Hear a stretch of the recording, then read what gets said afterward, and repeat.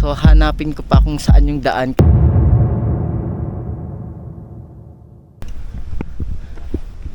Naku, wala na nga.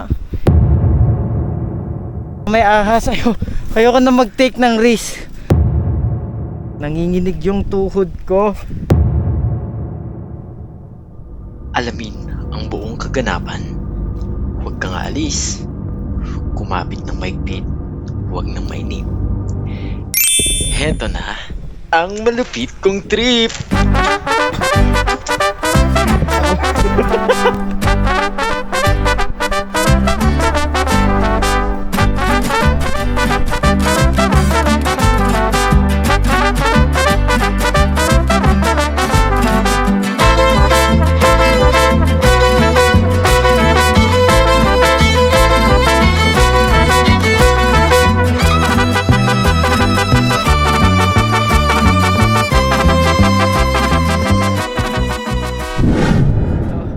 Shout out tayo kay J-Mark na laging nagko-comment dyan na hindi natin nakakasama sa mga videos natin kasi busy din siya. And of course si Kuya Carlo, hello dyan, kumusta? Mag-ingat ka lagi, pagbutihin mo yung pag-aaral mo. See you soon. And to all of my viewers, subscribers, friends, na lalo na yung mga friends ko dyan sa Metro Manila, I miss you so much. I hope to see you soon. And sino pa ba? And yung mga kaibigan natin dyan sa Middle East, I wish for your safety. Mag-ingat kayo lagi. God bless you. What's up mga ka-trip? This is me Jerome, your certified trip buddy. For today's video ay kasama ko ulit si Ivan Nagpuya. Grabe man, may apelyido ka naman. Pupunta kami ni Ivan sa SD, o tinatawag na Susung Dalaga. Toot! Mga bastos yun Hindi, Susung Dalaga, bundok po yun. At pinuntan niya ako sa bahay ng around mga 10 to 11, mga ganon. At kagigising ko lang that time. And ngayon, naglalakad kami from bahay, papunta kaming Susung Dalaga. At nag-shortcut kami dito sa may kanto. Hindi ko alam kung saan yon. Basta dito lang sa kanto. At ayan, nakikita na namin ang isang breast. One of the breasts. Ganda ng daan kasi paakyat. Tapos si Ivan, galing pang school yan actually. Nanghiram na lang ng slippers sa akin. Kaysa naman mag-black shoes sa akit ng ng bundok. So ito na yung kanto. At tada! Here's the Susung Dalaga. Tirik na tirik tong araw, pero ito, go pa rin kami na Ivan. And ilang metro na lang. Ilang metro na lang makararating na kami sa base or sa bungad ng Susung Dalaga. Ang init ng panahon, clear sky, may konting clouds, pero dito sa tapat namin walang clouds, kaya naman sobrang init. Mula dito sa point namin, makikita nyo na yung cave, yung bunganga ng cave. Ayun kung nakikita man dito sa video. So konting lakad na lang at andun yung entrance ng Susung Dalaga. Nung time na high school pa lang ako, that was many years ago. Ilang years? Hindi ko alam yung eksaktong years, pero yung dinadaanan namin pagka pumupunta kami sa Susung Dalaga ay dito. 14 years! Walang hagdan. Ang tanging gagawin mo ay kumapit ng mahigpit sa mga sanga ng puno. At saka dapat yung pag-apak mo sa mga bato ay tamang tama, kasi kung hindi ay mahuhulog ka. Ito yung bungad. Here we are. Come on. May registration yata. May registration. ID. Do you have one? Okay. So meron tayong registration. Kailangan ng identification card. Sisiguraduhin naming 387 steps talaga ito. We'll see. And here we are. Let's go up.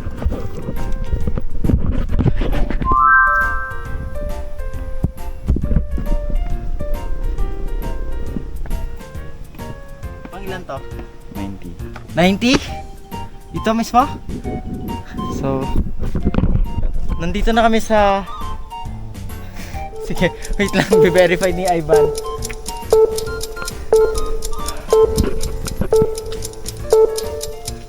Ang focus mo.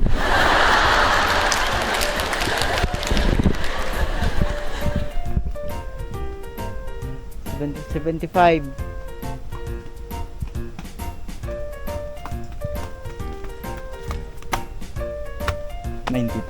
93. Nandito kami ngayon sa 93rd step. So wala pa sa gitna. And look, may malaking bato dito. Tignan natin, explore natin. Tapos may balete. Okay, nature always wears the colors of the spirits. Nako, may spirito dito. So ito siya. Try nating akyatin.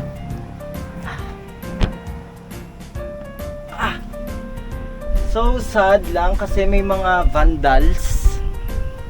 So ito, hindi siya napangalagaan noon. Kasi nga may mga irresponsible tayong mga kababayan na nagsusulat sa mga bato.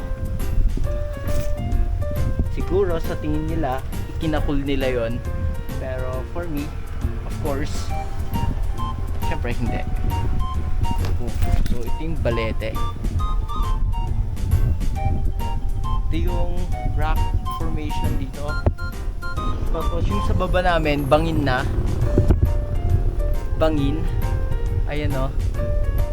Ang sarap dito kasi kung gaano yung init sa labas ay ganun naman yung kapreskohan dito sa bundok.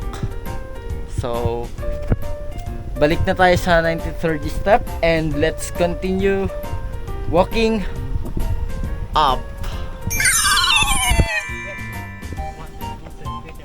5, 26, 27, 28, 29, 30. Naglagay na ako ng palatandaan dito sa tapat para alam namin if ever na nawala kami sa pagbibilang ay pwede naming balikan. So this is the 130th step. Ngayon, nasa 130th step na kami at may nakita kaming cave dito. Wow! Sorry. Ito yung cave at papasukin niya ni Ivan. Ni Jerome. ni Jerome daw, ni Jerome. Okay. Tingnan natin. Tara! Pasukin natin ang munting kuweba. Sa labas pa lang, damdam ng malamig na singaw. At pagpasok, mas kapansin-pansin ang pagbabago ng temperatura. Sa loob, para lang siyang isang kwarto. Maluwag naman dahil nakakakilos pa rin ako ng maayos.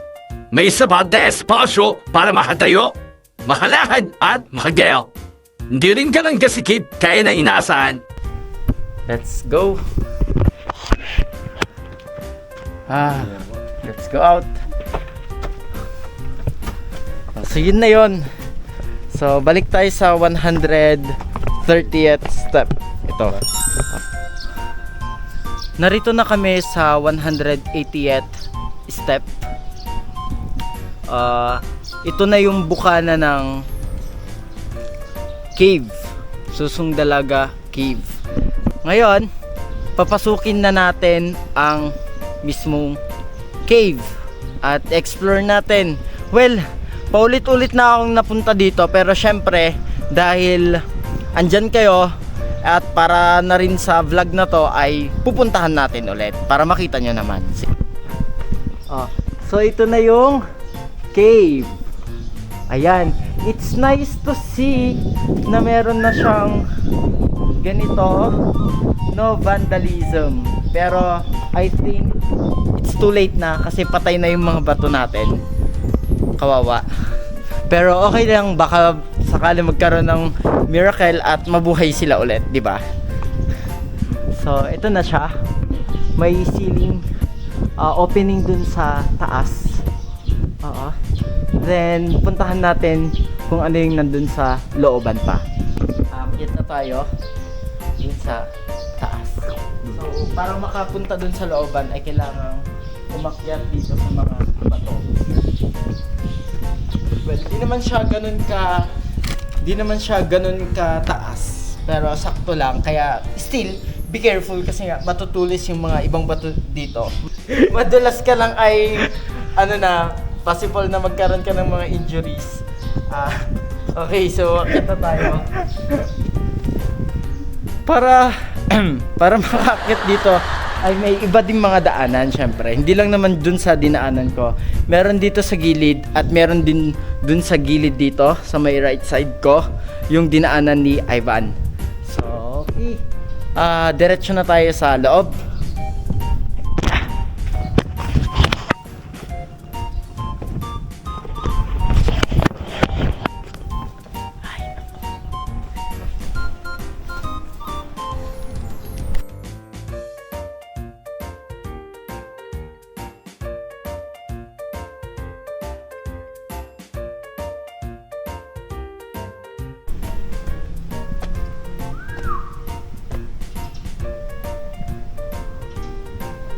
Kaya mo umakyat?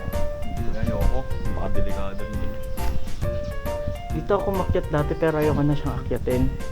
I'm old na. Pero di ko na kayanin. Umakyat ako dati ng mga kabataan ko. Kabataan! Venus! Ang tanda ko na. Ngayon hindi na kasi nga mahirap na. At masakit na mga buto-buto, kaso-kasuan, and everything. May mga bats pa pala dito sa loob. May mga chamber shop. Chambers. Tara! Pupuntahan natin yung tuktok neto. So doon. May ibang way na for the walk lang at hindi natin kailangang akyatin itong wall na to. Rock wall na to. At mamaya andun na tayo sa taas. So let's go! Maganda ang view, no?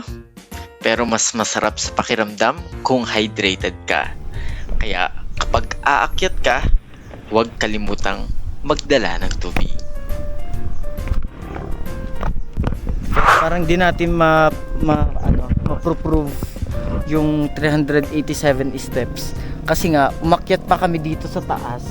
Tapos, meron pa dito, parang kanto siya na iba yung way. Kaya di na namin alam, na-confuse na kami kung saan yung 181st.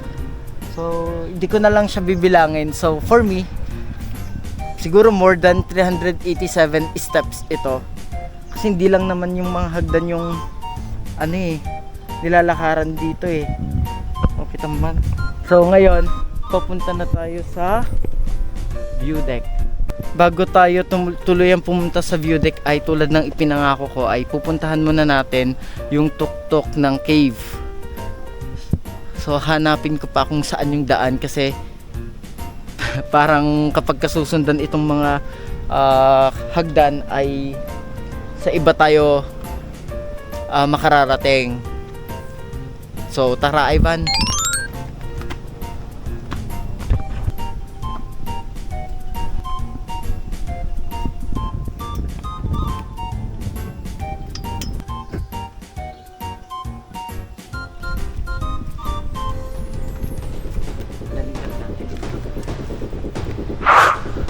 Parang hindi ko na makita kung saan yung tuktok ng nung cave. Kasi ito na ata yung nasa tuktok na ba tayo?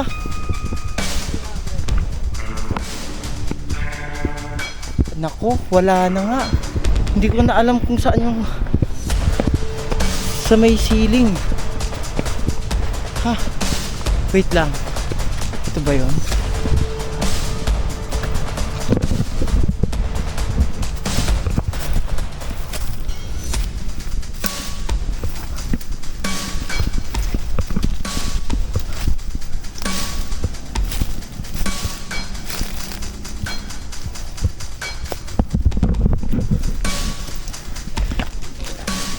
Ha?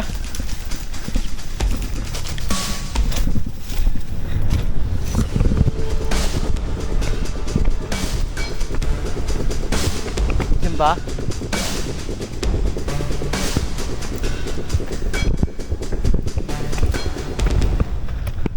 Wala na. Hindi na siya makita. Ano ba yan? Parang, ay.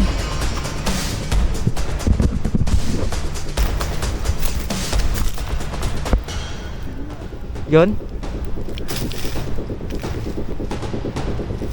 Kaya nga, baka may ahas.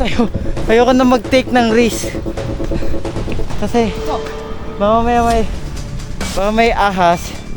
Matuklaw pa kami. Hindi naman kami ganun ka-expert sa mga ahas, paano umiwas o kung ano pa man yan. Pero honestly, nakakapagod. Wala pa kami sa tuktok. Sa tingin ko, nasa kalagitnaan pa lang kami. Pero grabe na yung pawis, grabe na yung pagod, yung heart rate namin masyado na mabilis. Tuk tuk tuk tuk tuk tuk, mga nasa 120 beats per minute. Ito yung mga residential area, mga kabundukan dyan, mga palayan, yung mga ayon, ito mga cemetery yan. At doon naman, yun yung Quirino State University Cabarugis Campus. Okay, so sa tingin ko sapat na yon na nakapagpahinga tayo at ulit ay aakyat na tayo.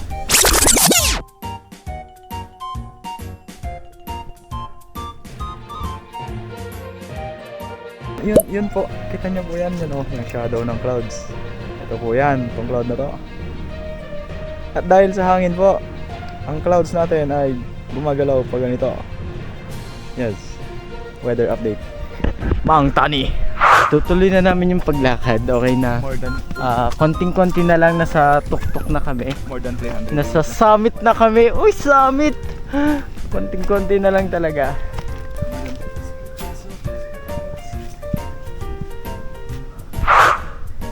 Respect yourself. Respect others. Respect your environment. Please, put your litter in the bin. Be cool. Don't litter.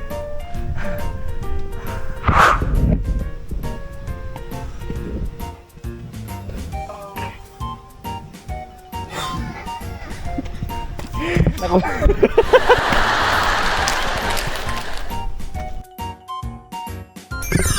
Ito na yung view deck. Ito na yung view deck, look. Maraming bato, wala siyang maupuan. Kung upo ka man, siguro maghanap ka na lang ng mga flat na bato katulad nito. Matutulis yung mga bato, maraming kahoy dito sa taas. At may mga ito, tandaan. Pwedeng kiligin, pero bawal mag-assume. Okay. So, hindi mo na kami bababa, syempre kasi nakakapagod umakyat. Kailangan muna namin magpahinga. Take a deep breath. Tapos, ito, mag-view muna sa paligid. Akyat sa mga pwedeng akyatin. Mag-explore dito sa taas. Ito yung mga bato dati na inaakyat namin. Since mainit, maaraw, ay hindi ako aakyat dyan. Oh. Dito lang ako sa tabi. Dito sa lilim. Tignan natin. So matutulis yung mga bato dito. Kailangan mag-ingat-ingat. Kaya buti na lang at nagsapatos ako. Hindi masakit sa paa. Ayan na. Tapos yung view mula dito ay ito. Tada. Yan. Itong daan na to, papunta yan sa Villaros, Aklan Village. Okay. Ito. Mainit talaga.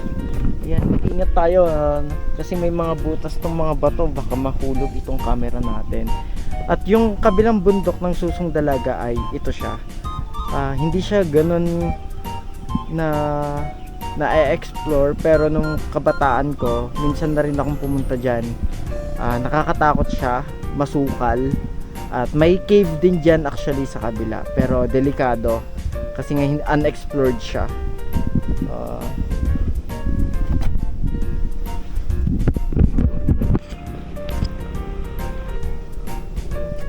Wala pa akong sombrero.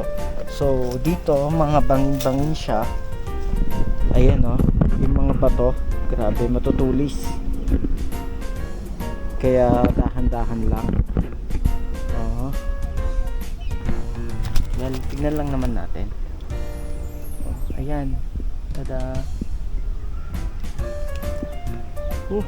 Parang nanginginig ako dito. Yan, may naririnig akong tunog mula sa kabila. Wait lang. At ako'y babalik. Nanginginig yung tuhod ko. Parang pakiramdam ko ay mahuhulog ako. Dahan-dahan. Okay. Mainit pa man din. Ano yun?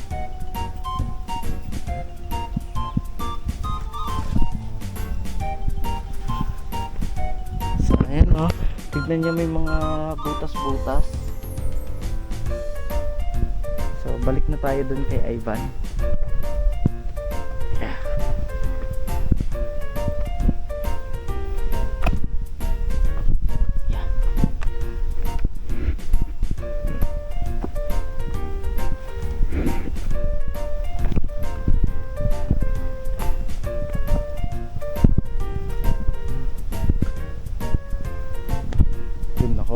Ivan 1:40 at ngayon oras na para bumaba. May mga kalalakihan din na pumunta dito kaya bababa na rin kami. Okay, so time lapse na tayo.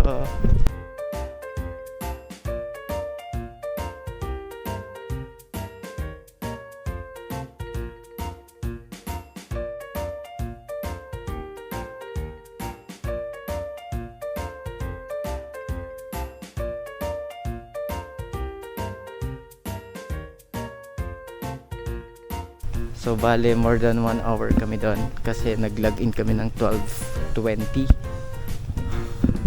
At ito pauwi na rin kami. As usual, lakad na naman. Buti na lang may payong. Tirik na tirik yung araw. Ayan oh. So ayun na yun. Yun na yung adventure namin for today's video. At masakit yung mga binti namin. Pagod na ako, ubos na yung energy ko. Parang siguro yung battery level ko ngayon ay nasa 25% na lang. Yun yung energy ko. Konting-konti na lang. Pagka uwi ng bahay siguro matutulog na lang. Pahinga, manonood, kakain, magkakape. So ayun na. Maraming salamat sa inyong panonood. Okay, so that concludes our our vlog for today. Sige, bye-bye na. Bye-bye.